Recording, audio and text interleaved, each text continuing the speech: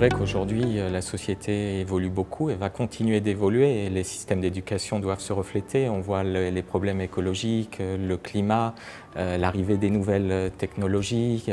On comprend aujourd'hui qu'on ne pourra plus avoir des systèmes d'éducation classiques avec un enseignant qui se contentera de faire que chaque élève accumule un maximum de connaissances. Il faut aller vers les compétences, réfléchir à ce qu'aura besoin le citoyen de demain, qui soit préparé à tout ce qui touche aux outils numériques, qui soit justement prêt à travailler en équipe, à être créatif, à trouver des solutions, à être innovant.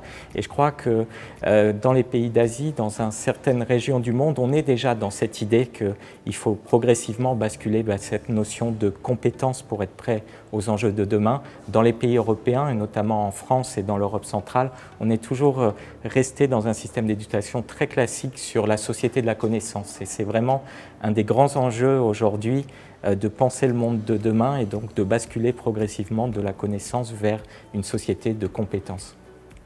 Oui, il faut vraiment que les compétences que les élèves développent soient adaptées au monde de demain. Le monde de demain sera mondialisé, on voyagera beaucoup plus, donc il faudra maîtriser les langues étrangères, par exemple. C'est quelque chose qui n'avait pas d'importance, qui en a aujourd'hui. Le monde de demain sera numérisé, il faut maîtriser les outils numériques, mais aussi que les élèves soient capables, vu que tout le monde a des connexions Internet, de trier l'information qui est juste de ce qui est faux. Ça sera fondamental pour se faire sa propre idée, une idée qui soit juste. Le monde de demain, il faudra être créatif, on changera beaucoup de travail, on ne restera pas à réaliser toute sa carrière dans la même société. Donc il faut que les élèves acquièrent des compétences sur la flexibilité, sur la créativité, sur tout ce qui va leur permettre justement de pouvoir s'adapter et évoluer progressivement en fonction de leurs âges et en fonction de leurs envies. C'est tout ce qui est aujourd'hui très difficile à développer dans le système français, qui est très axé sur des systèmes de notation, sur des systèmes de sanctions et qui n'encourage pas suffisamment